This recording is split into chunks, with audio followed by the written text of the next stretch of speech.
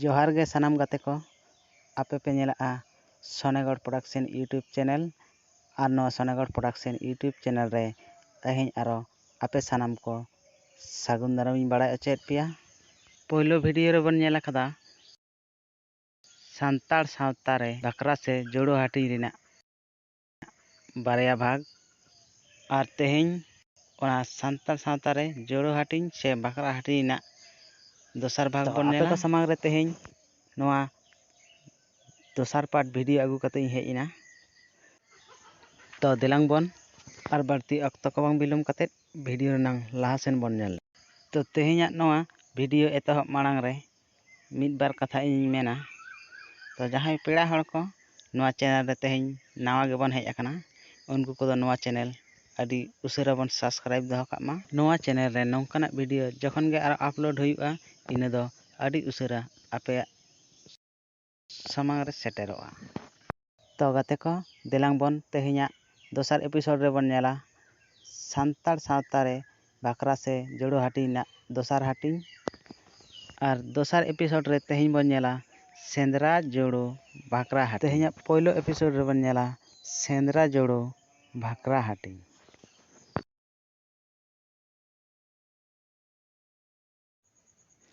सेंद्रा आगू आकात को जीव जियली को मिठेन को दोहो जावरा कोआ गावता हाकान सानाम हड़ को मिट सावते ताहे काते मिटांग ठाव थामित काते जहारे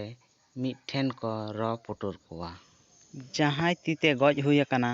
उनी दो बोहो और डांडा रेना जेल को एमाया सारेज ते दो मिठेन को गेद जावराया आदो गेद जावरा जिल तीना सेंद्रा को चलाव लेन दो उनको ठेन गे उना दो हाटिङोआ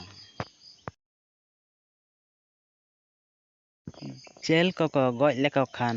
अकोया तीते गज आकाना उनी दो बोहो पिल्ह और इन रेना मिट पाड़ा काते को एमाया मादाल रेना मिट फाड़ी को एमाया उना मादाल रेना सारेज मिटान फाड़ी दो माझी पारानिक और गोडेत को मुद्रे हाटिङोआ आतुरेन अकोय बाय चलावाकान उनको होको नामा इखन दाका पटम को कोल लेखान सेंद्रा रे सेता को इदी लेको खान उनको कोहो मिमिद हाटिङ काते को एमावा जियली को डांडा ठेना जिल दको मेता कना ओने मादाल ओना मादाल हो गेट काते पे ठेन को जोड़ोया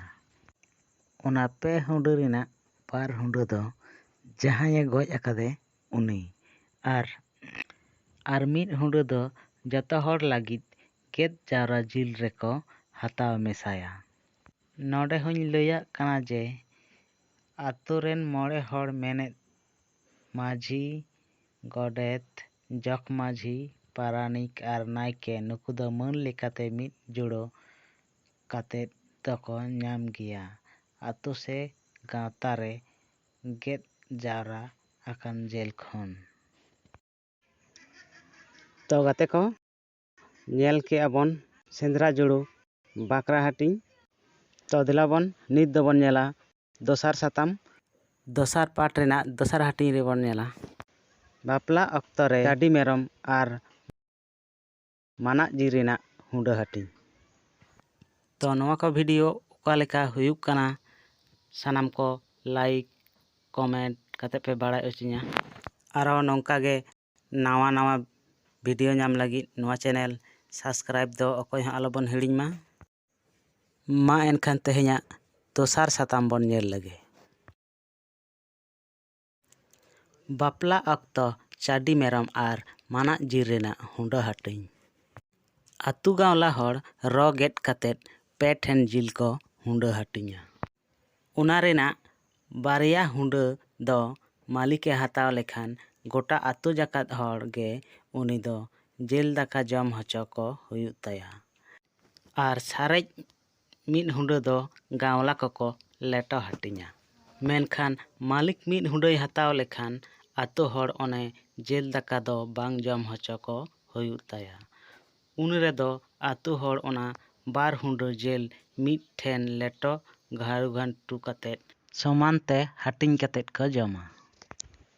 ᱢᱮᱱᱠᱷᱟन ᱞᱮᱴᱚ ᱞᱟᱹᱜᱤᱫ ᱦᱚᱞᱚᱝ,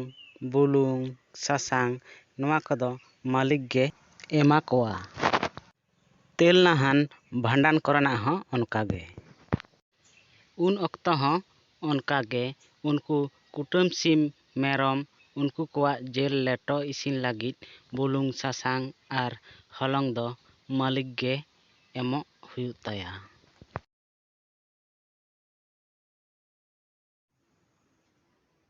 ᱛᱚ ᱜᱟᱛᱮ ᱠᱚ, ᱛᱮᱦᱮᱧᱟᱜ ᱫᱚᱥᱟᱨ ᱮᱯᱤᱥᱳᱰ ᱨᱮᱱᱟᱜ ᱫᱚᱥᱟᱨ ᱥᱟᱛᱟᱢ ᱨᱮᱵᱚᱱ ᱧᱮᱞ ᱠᱮᱫᱟ ᱵᱟᱯᱞᱟ ᱚᱠᱛᱚ ᱪᱟᱹᱰᱤ ᱢᱮᱨᱚᱢ ᱥᱮ ᱢᱟᱱᱟᱜ ᱡᱤ ᱨᱮᱱᱟᱜ ᱦᱩᱰᱟᱹ ᱦᱟᱹᱴᱤᱧ᱾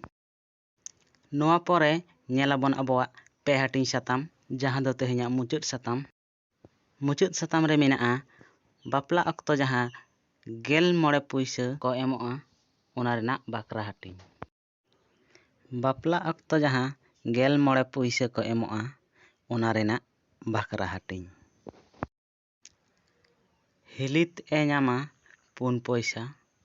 ᱥᱚᱝ ᱪᱷᱟᱲᱟᱱᱤ 4 ᱯᱚᱭᱥᱟ, ᱡᱚᱜᱽ ᱢᱟᱺᱡᱷᱤ 2 ᱯᱚᱭᱥᱟ, ᱜᱚᱰᱮᱛ 2 ᱯᱚᱭᱥᱟ, ᱞᱩᱢᱛᱤᱡ 2 ᱯᱚᱭᱥᱟ, ᱛᱟᱭᱚᱢ ᱫᱟᱨᱟᱢ ᱚᱱᱟ ᱫᱚ 16 ᱠᱷᱚᱱ ᱠᱚ 16 ᱯᱩᱭᱥᱟᱹ ᱟᱠᱟᱜᱼᱟ᱾ ᱚᱱᱟ ᱫᱚ ᱦᱤᱞᱤᱛᱮ ᱠᱚᱢᱮᱱ ᱠᱷᱟᱹᱛᱤᱨ ᱢᱟᱯᱟᱡᱤ ᱠᱚ ᱩᱱᱤ ᱫᱚ 2 ᱯᱚᱭᱥᱟ ᱠᱚ ᱦᱟᱹᱴᱤᱧ ᱟᱫᱮᱭᱟ᱾ ᱥᱟᱱᱟᱢ ᱜᱟᱛᱮ ᱠᱚ ᱟᱹᱰᱤ ᱟᱹᱰᱤ ᱥᱟᱨᱦᱟᱣ ᱱᱚᱣᱟ ᱵᱷᱤᱰᱤᱭᱳ ᱢᱩᱪᱟᱹᱫ ᱫᱷᱟᱹᱵᱤᱡ ᱧᱮᱞ ᱞᱟᱹᱜᱤᱫ᱾ ᱟᱨᱦᱚᱸ ᱱᱚᱝᱠᱟᱜᱮ ᱱᱚᱣᱟ ᱪᱮᱱᱮᱞ ᱨᱮ ᱵᱷᱤᱰᱤᱭᱳ ᱧᱮᱞ ᱞᱟᱹᱜᱤᱫ ᱥᱮ ᱱᱚᱣᱟ ᱪᱮᱱᱮᱞ ᱨᱮ ᱡᱚᱯᱲᱟᱣ ᱛᱟᱦᱮᱱ ᱞᱟᱹᱜᱤᱫ ᱪᱮᱱᱮᱞ ᱫᱚᱵᱚᱱ ᱥᱟᱵᱥᱠᱨᱟᱭᱤᱵ ᱫᱚᱦᱚ ᱠᱟᱜ ᱢᱟ᱾ ᱟᱨ ᱦᱮᱸ, ᱱᱚᱣᱟ ᱵᱷᱤᱰᱤᱭᱳ ᱠᱚ ᱚᱠᱟ ᱞᱮᱠᱟ ᱦᱩᱭᱩᱜ ᱠᱟᱱᱟ ᱵᱮᱥ ᱵᱟᱹᱲᱤᱡ ᱥᱟᱱᱟᱢ ᱜᱮ ᱠᱚᱢᱮᱱᱴ ᱠᱟᱛᱮᱫ ᱵᱚᱱ ᱵᱟᱲᱟᱭ ᱦᱚᱪᱚᱧ ᱢᱟ᱾ ᱟᱨ ᱞᱟᱭᱤᱠ ᱥᱮᱭᱟᱨ ᱮᱠᱫᱚᱢ ᱟᱞᱚᱵᱚᱱ ᱦᱤᱲᱤᱧ ᱢᱟ᱾ ᱟᱨᱚ ᱵᱚᱱ ᱧᱟᱯᱟᱢᱟ ᱱᱚᱝᱠᱟᱜᱮ ᱱᱤᱭᱟᱹ ᱛᱟᱭᱚᱢ ᱫᱟᱨᱟᱢ ᱵᱷᱤᱰᱤᱭᱳ ᱠᱚᱨᱮ᱾ ᱤᱱᱟᱹᱜ ᱫᱷᱟᱹᱵᱤᱡ ᱛᱮ ᱥᱟᱱᱟᱢ ᱠᱚ ᱱᱟᱯᱟᱭ ᱨᱮ ᱛᱟᱦᱮᱱ ᱛᱟᱵᱚᱱ ᱯᱮ, ᱢᱚᱡᱽ ᱨᱮ ᱛᱟᱦᱮᱱ ᱛᱟᱵᱚᱱ ᱯᱮ ᱟᱨ ᱥᱚᱛᱚᱨᱠᱚ ᱨᱮ ᱛᱟᱦᱮᱱ ᱛᱟᱵᱚᱱ ᱯᱮ᱾ ᱢᱟ ᱮᱱᱠᱷᱟᱱ ᱛᱮᱦᱮᱧᱟᱜ ᱵᱷᱤᱰᱤᱭᱳ ᱫᱚ ᱱᱚᱰᱮ ᱜᱮᱵᱚᱱ ᱢᱩᱪᱟᱹᱫ ᱮᱫᱟ᱾ ᱥᱟᱱᱟᱢ ᱠᱚ ᱥᱟᱹᱜᱩᱱ ᱡᱚᱦᱟᱨ᱾